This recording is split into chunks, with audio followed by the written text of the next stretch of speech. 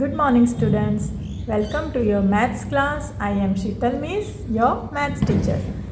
In last class, we completed double bar graph, जो आपको graph paper में अच्छे से ड्रॉ करना है. Now our today's topic is chance and probability. कोई भी चीज़ का कितना चांस होता है, वो होगी नहीं होगी, कितना चांसेस है उसका, बराबर.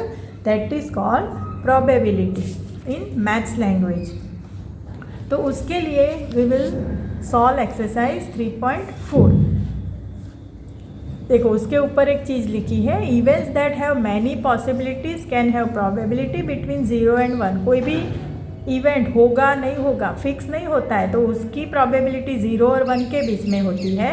Those which have no chance of happening have probability 0. जो नहीं हो सकता, वो कभी हो ही नहीं सकता, इम्पॉसिबल होता है, उसकी प्रोबेबिलिटी 0 होती है. And those that are bound to happen they have probability 1. जो होने ही वाला है, इट इज़ सर्टेन, पक्का होने वाला है, उसको उसकी प्रोबेबिलिटी होती है 1.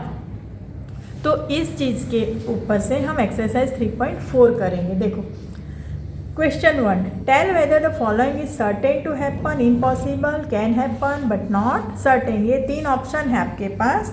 आप लोग अपनी टेक्स्ट बुक खोल देना, page number 76, and you will write in your notebook. Question भी लिखोगे, मैंने सिर्फ आपको आंसर लिख के लिखा है, आप लोग क्वेश्चन लिख के आंसर लिखोगे. ईच क्वेश्चन ईच आंसर, फिर दूसरा क्वेश्चन दूसरा आंसर, इस तरह से. So now see, you are older today than yesterday. आप कल थे उससे आज बड़े हो गए हो ना. कल छोटे थे, उससे आज एक दिन बड़े हो गए हो, ठीक है. तो वो तो सर्टेन टू हैपन, बराबर. तो वहाँ लिखोगे सर्टेन टू हैपन, ये पक्का सही बात है.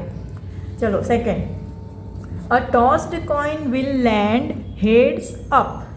अगर मैं कॉइन को टॉस करती हूँ तो उसमें हेड ऊपर आएगा. हेड और टेल दो साइड्स होती है ना, तो अगर कॉइन को टॉस करेंगे तो हेड ही ऊपर आएगा. ऐसा हम पक्का बोल सकते हैं? नहीं बोल सकते. आ भी सकता है और नहीं भी आ सकता है. तो उसका आंसर आएगा can happen but not certain. आ सकता है लेकिन उसका फिक्स नहीं बोल सकते कि आएगा. Third, a die when tossed shall land up with 8 on top.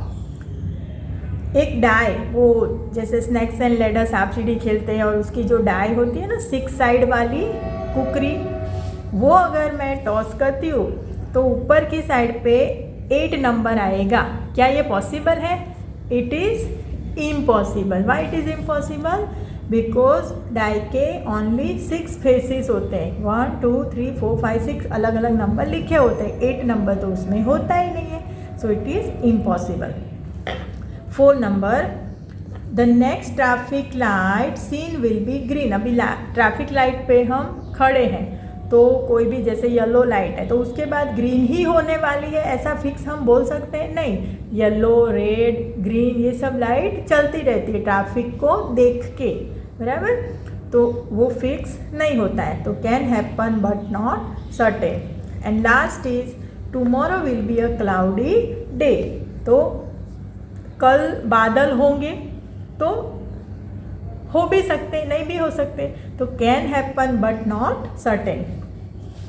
Now question number 2, there are 6 marbles in a box with numbers from 1 to 6 marked on each of them. हमारे पास 6 मार्बल्स हैं, सबके ऊपर नंबर लिखे. एक के ऊपर 1 लिखा है, दूसरी के ऊपर 2, तीसरी के ऊपर 3, ऐसे 6 नंबर्स अलग अलग उनको दे दिए हैं. तो हमारा क्वेश्चन है, what is the probability of drawing a marble with number 2. अब एक डब्बे में, एक बॉक्स में रखा है, तो मैं अंदर हाथ डालूंगी देखे बिना, तो 2 नंबर की मार्बल मेरे पास आएगी. उसके चांसेस कितने हैं? तो probability of marble with number 2 is equal to क्या होगा पता है? 1/6, क्योंकि टोटल 6 मार्बल्स है, उसमें से 2 नंबर वाली कितनी मार्बल है? ओनली 1, इसलिए इसका आंसर रहेगा 1/6 चांस है।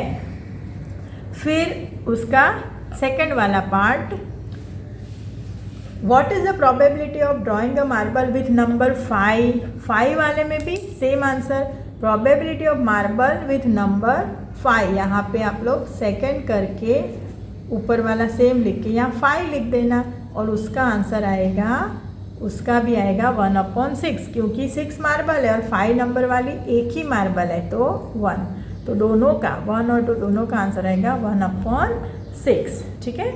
Now question 3, a coin is flipped to decide which team starts the game. एक कॉइन ऐसे हमने टॉस किया कि कौन सी गेम स्टार्ट करेगी, कौन सी टीम गेम स्टार्ट करेगी। What is the probability that your team will start? तुम्हारी 2 टीम है तो तुम्हारी टीम गेम स्टार्ट करेगी, उसके चांसेस, उसकी प्रोबेबिलिटी कितनी है? आधी है ना, आधा चांस सामने वाली टीम के पास है, आधा चांस हमारे पास, तो हम ही गेम स्टार्ट करेंगे, उसके चांस कितने? हाफ।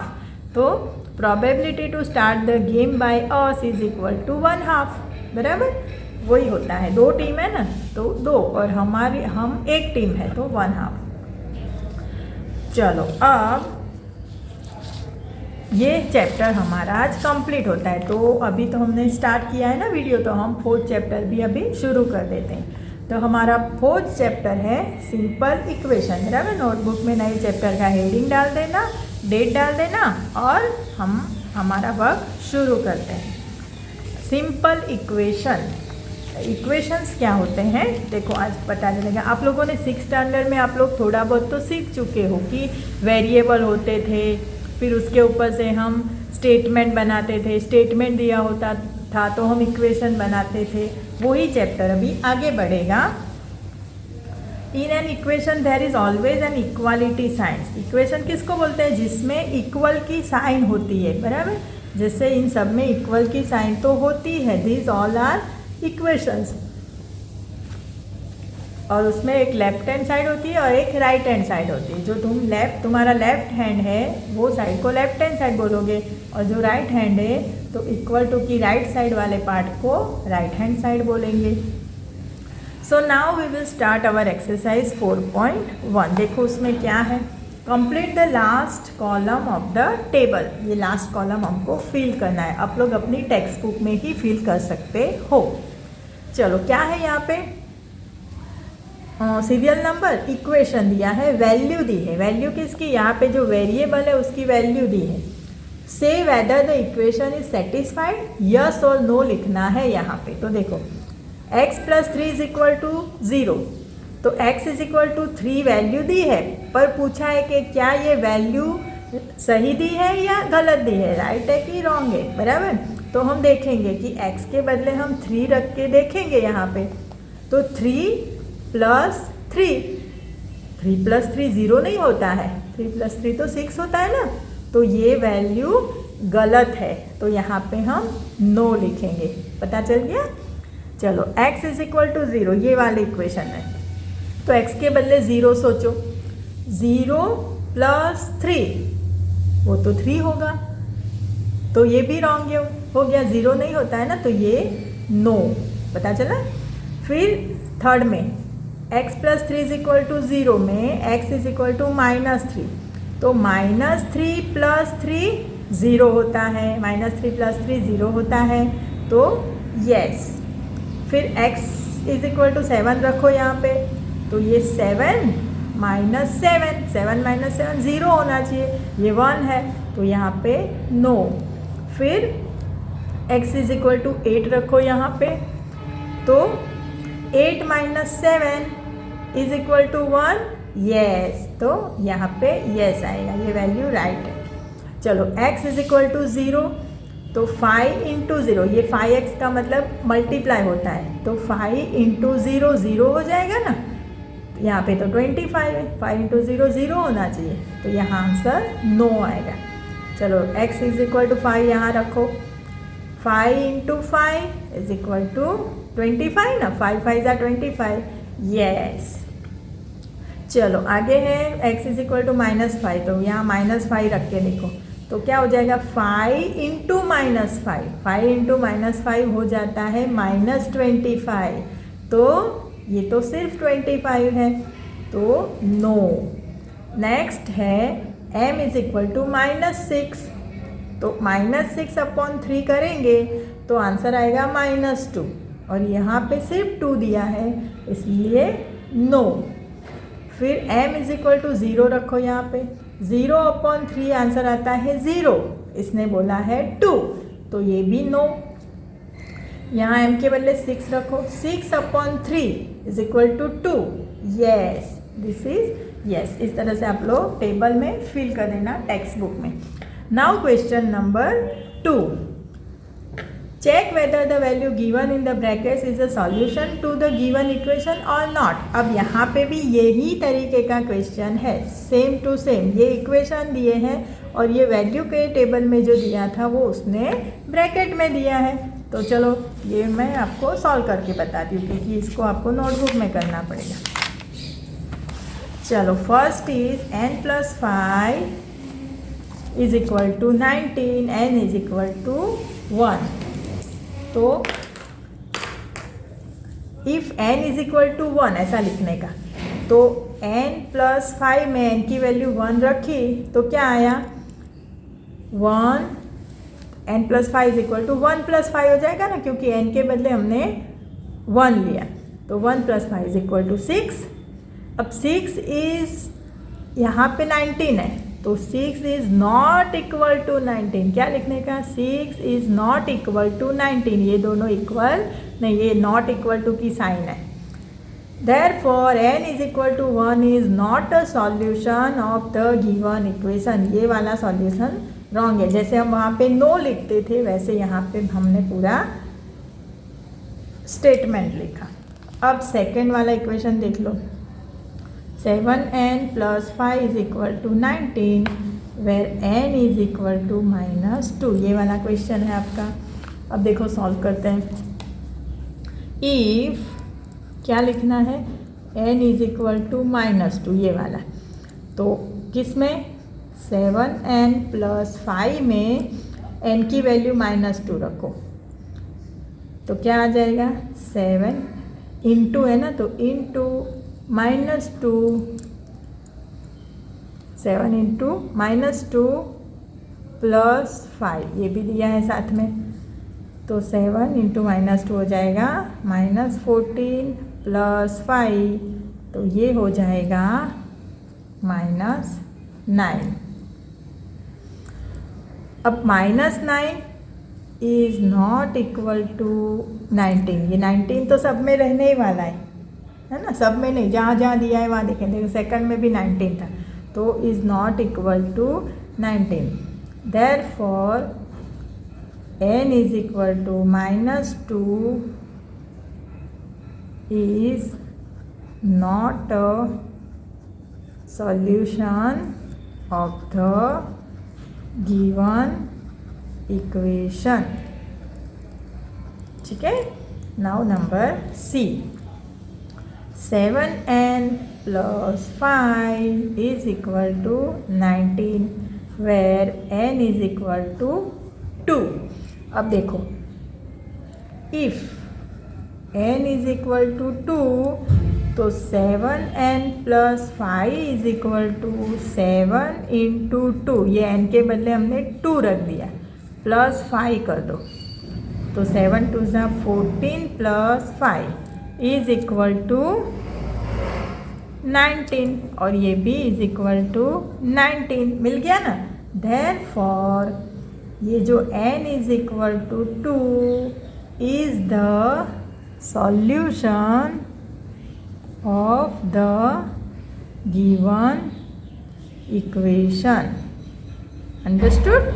तो ये हमारा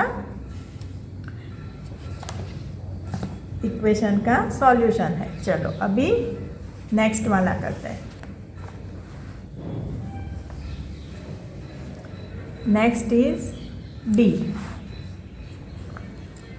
इक्वेशन क्या है, 3p - 3 is equal to 13 where p is equal to 1 ऐसा दिया है। अब देखते हैं कि ये p इज इक्वल टू 1 इसका सॉल्यूशन है या नहीं है।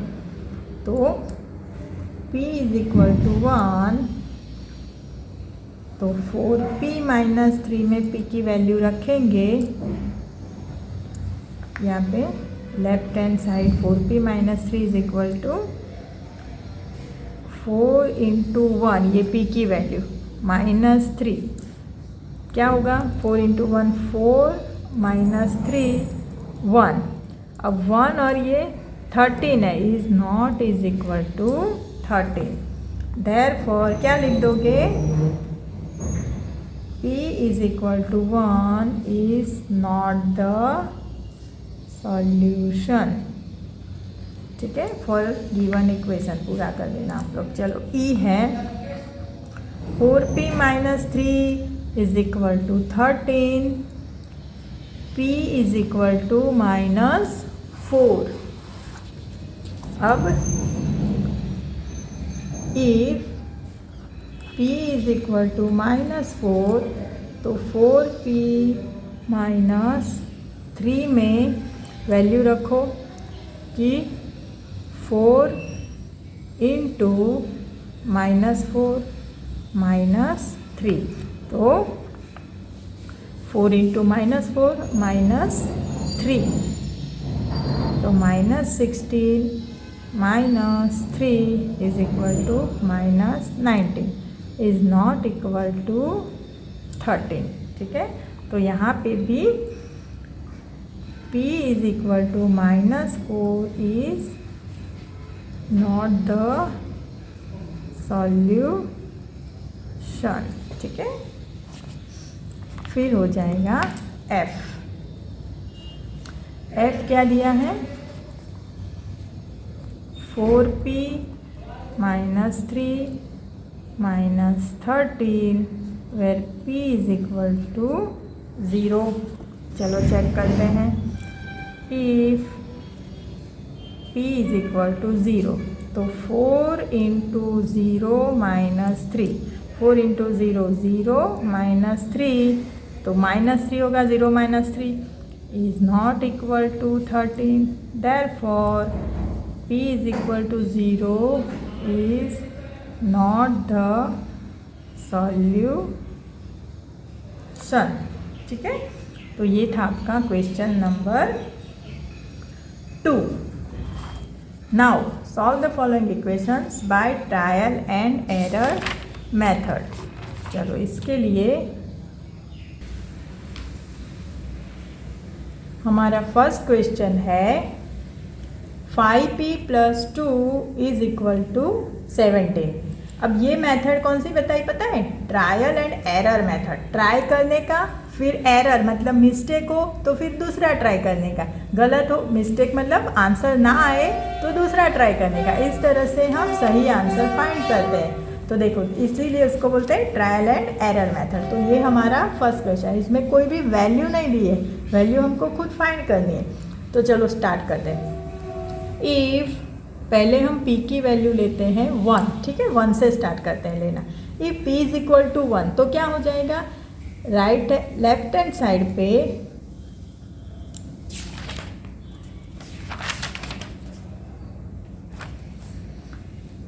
क्या है, लेफ्ट हैंड साइड पे 5p प्लस 2 है, तो p की वैल्यू 1 है, तो is equal to 5 into 1 plus 2 is equal to 5 plus 2 is equal to 7, और लेफ्ट हैंड साइड पे तो 17 है, इसलिए is not equal to 17।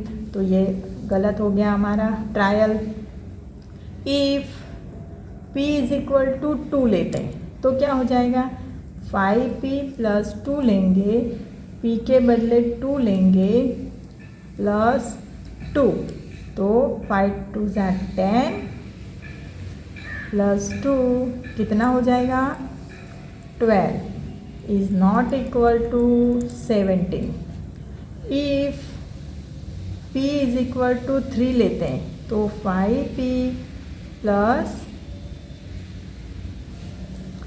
2, equation तो वही है ना, 5p plus 2 is equal to क्या हो जाएगा, p के बदले 3 लिया तो 5 इंटू 3 प्लस 2, तो 5 3 ज़ा 15 plus 2 is equal to 17 is equal to 17, right hand side वाला 17, ठीक है ना। ये आंसर लेफ्ट हैंड साइड वाला है और 17 राइट हैंड साइड वाला आंसर आ गया। So P is equal to 3 is the solution for the given equation. Understood. तो ये होती है ट्रायल एंड एरर मेथड। आप एक काम करना, इसी तरह से सेकंड वाला खुद करना। देखो सेकंड वाला मैं 1 या 2 करके दिखाती हूँ। जैसे 3m minus 14 is equal to 4। अब ट्रायल एंड एरर में if m is equal to 1, यहाँ m दिया है तो m लेंगे, m के बदले 1 लेंगे। तो लेफ्ट हैंड साइड पे 3m माइनस 14 है और m इज इक्वल टू 1 लेते हैं तो 3 into 1 minus 14 is equal to 3 into 1 3 minus 14, 3 minus 14 कितना हो जाएगा पता है? -11 हो जाएगा। तो -11 इज नॉट इक्वल टू 4 नहीं है, पता चला। इस तरह से फिर आप 2 लेना, तो 2 लोगे तो 3 2 ज़ा 6 माइनस 14 करोगे तो भी कुछ और आंसर आएगा। फिर 3 3 ज़ा 9 माइनस 14 तो भी बराबर, थोड़ा लंबा चलेगा लेकिन आपका आंसर आपको मिल जाएगा। फिर लिख देना कि this is the solution for the given equation. ये आप खुद करना, आप लोगों को ये इंटीजर्स आते हैं तो ये माइनस में आंसर आएगा, ये सब आप लोगों को आएगा। Now our next question is question number 4। देखो उसमें मैंने इक्वेशन लिख के रखे, right equations for the following statements. अब ये जो इक्वेशन दिए ना उसके स्टेटमेंट लिखने, ये वर्ड्स में दिए हैं ना तो उसको हमको नंबर्स में लिखना है, उसको बोलते हैं इक्वेशन में लिखना है। चलो, the sum of numbers x and 4 is 9। तो the sum of numbers x and 4 is 9। ये क्वेश्चन इस तरह से आपको लिखना, इसलिए मैंने एक लिख के दिया है, बाद में तो सिर्फ मैंने आंसर ही लिखे। आप लोग इस तरह से करोगे, क्वेश्चन लिखोगे फिर आंसर। तो सम मतलब total, sum of number x and 4 दोनों का टोटल इज 9, बराबर। तो ये बन गया हमारा equation. Second, 2 subtracted from y is 8। 2 subtracted from y, 2 को y में से निकाला है। देखो ये उल्टा नहीं हो जाना चाहिए, 2 माइनस वाई मत कर देना। 2 पहले दिया है तो लोग क्या करते हैं बच्चे, 2 करते हैं, फिर सब्ट्रैक्ट, तो सब्ट्रैक्ट की साइन करते हैं, फिर y रखते हैं, वो बिल्कुल रॉन्ग है। 2 सब्ट्रैक्टेड फ्रॉम y, वो आप लोग बचपन में भी करते थे कि फ्रॉम होता था तो पीछे वाला नंबर पहले लिखते थे ना, तो वही किया हमने। y minus 2 is equal to 8, ठीक है। Third, 10 times a is 70। Times मतलब मल्टीप्लाई, 10 टाइम्स a तो 10a लिख दो, मल्टीप्लाई लिखने की ज़रूरत नहीं होती है। 10a is equal to 70। चलो next, the number b divided by 5 gives 6। The number b divided by 5, देखो डिवीजन में जैसे बोलते हैं वैसे ही लिखते हैं, b divided by 5 is 6। 3/4 of t is 15। 3/4 of t, 3/4 of t को ऊपर रख देने का, is equal to 15। 7 times m plus 7, 7 times m मतलब 7m प्लस 7 गेट्स यू 77, तो इज इक्वल टू 77।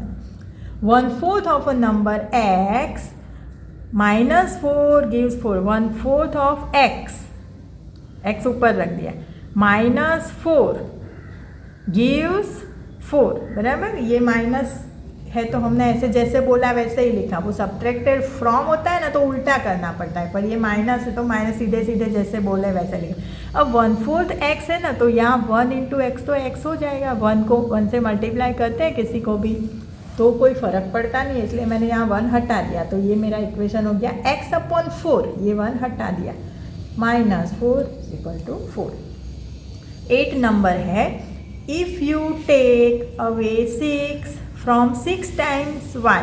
देखो ये फिर टेक अवे मतलब सब्ट्रैक्टेड, फ्रॉम आया ना वो उल्टा वाला, तो 6 टाइम y पहले लिखो, 6y -6, ये वाला 6 बाद में देख रहे हो आप लोग टेक्स्ट बुक में, तो 6 टाइम y माइनस y किया, -6 किया मैंने, 6y - 6, यू गेट 60, तो आपको 60 मिला, 60 answer. Then number 9, if you add 3 to 1/3 of z, अब 1/3 देखो ये 1/4 था, ये 1/3 है, तो मैंने पहले से ही 1 हटा दिया, 1 रखा ही नहीं है, तो डायरेक्ट z/3 रख सकते हैं, जैसे यहाँ x/4 रख दिया था बाद में, वैसे फर्स्ट स्टेप में ही 1/3 ऑफ z मतलब z/3, उसमें क्या है, इफ़ यू ऐड 3, इसमें 3 ऐड करो, यू गेट 30, ठीक है। अब ये 1 यहाँ हटा है, देखो यहाँ नहीं हटा है, क्योंकि यहाँ तो 3/4 था, तो 3 को थोड़ी हटा सकते हैं, 3 को तो रखना ही है ना, इसलिए 3/4 t वैसे ही रहा, लेकिन जहाँ 1 था वहाँ हमने 1 हटा दिया। ये सब आपको याद रखना है। Now 5th question, right the following equation in statement form.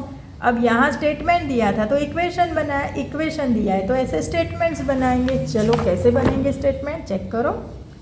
p + 4 = 15, तो क्या लिखोगे, सम ऑफ p एंड 4 इज 15। जैसे कैसे आपको पता चलेगा क्या लिखना है, तो यू कैन रिफर दिस, आप ये सब देखोगे ना तो आपको समझ में आ जाएगा। देखो ये पहला ही था, the sum of numbers x and 4 is 9, तो हम लिख सकते हैं ना, the sum of p and 4 is 15, या sum of number p and 4 is 15, जो आपको लिखना है। इसका एग्जैक्ट वर्ड टू वर्ड कोई फिक्स आंसर नहीं होता है, ठीक है। वर्ड्स में आप थोड़े बहुत आंसर, आपके वर्ड्स चेंज हो सकते हैं, मीनिंग चेंज नहीं होना है।